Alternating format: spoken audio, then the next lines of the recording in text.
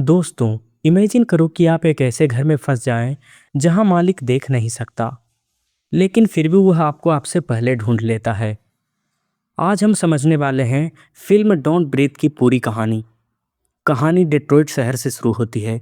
यहाँ Rocky, Alex और money नाम के तीन दोस्त छोटे छोटे घरों में चोरी करते हैं। इनका तरीका बहुत सिंपल होता है। एलेक्स के पिता एक सिक्योरिटी कंपनी में काम करते हैं, इसलिए एलेक्स के पास कई घरों की डुप्लीकेट कीज होती है।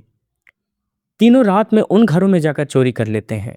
लेकिन रॉकी का सपना इससे बड़ा होता है। वह डेट्रॉइट छोड़कर कैलिफोर्निया जाना चाहती है ताकि अपनी छोटी बहन को भी इस खराब जिंदगी से निकाल सके। एक दिन मनी को एक बड़ी खबर मिलती है। उसे पता चलता है कि एक बूढ़ा आदमी अकेला रहता है और उसके पास लाखों डॉलर छुपे हुए हैं। यह आदमी एक ब्लाइंड आर्मी वेटरन होता है, जिसे सब द ब्लाइंड मैन कहते हैं।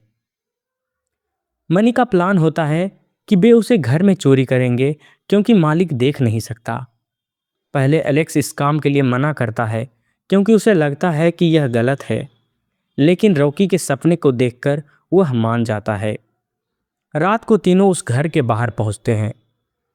घर बाहर से बिल्कुल असाधारण लगता है, लेकिन अंदर बहुत अजीब सा माहौल होता है। मनी खिड़की से अंदर घुसता है और फिर दरवाज़ा खोल देता है।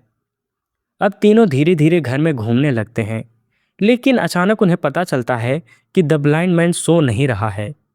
वह घर के अंदर जाग रहा है। मनी को गुस्सा आ जाता है और वह ब्लाइंड मैन के कमरे में जाता है, लेकिन तभी ब्लाइंड मैन अचानक उसकी मौजूदगी महसूस कर लेता है। कुछ सेकेंड में ही वह मनी को पकड़ लेता है और फिर गोली मार देता है। अब रॉकी और एलेक्स समझ जाते हैं कि यह आदमी उतना कमज़ोर नहीं है जितना उन्होंने सोचा था। ब्लाइंड मैन की सुनने की शक्ति बहुत तेज होती है। वह छोटे से छोटे साउंड को भी पहचान लेता है। अब रॉकी और एलेक्स घर से निकलने की कोशिश करते हैं, लेकिन ब्लाइंड मैन सभी दरवाजे बंद कर देता है।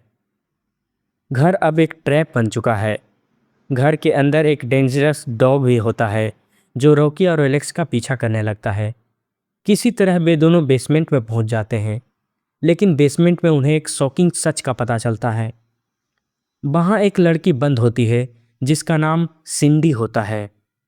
पता चलता है कि सिंडी वही लड़की है जिसने ब्लाइंड मैन की बेटी को एक्सीडेंट में मार दिया था। ब्लाइंड मैन ने बदला लेने के लिए उसे कैद कर रखा है। रॉकी सिंडी को छुड़ाने की कोशिश करती है, लेकिन उसी समय ब्लाइंड मैन बेसमेंट में आ जाता है। घबराहट में सिंडी गलती से आवाज़ कर देती है। ब्लाइंड मैन तुरंत गोली चलाता है और सिंडी की मौत हो जाती है। अब रॉकी और एलेक्स पूरी तरह डर जाते हैं। वे घर से भागने की कोशिश करते हैं, लेकिन ब्लाइंड मैन उन्हें पकड़ने के लिए हर जगह जाल बिछाता रहता है। एक समय ऐसा आता है जब घर में पूरी तरह अंधेरा कर दिया जाता है। अब रॉकी और एलेक्स को समझ आता है कि अंधेरे में सब ब्लाइंड मैन को फ़ायदा है, क्योंकि वह आवाज़ से सब पहचान सकता है।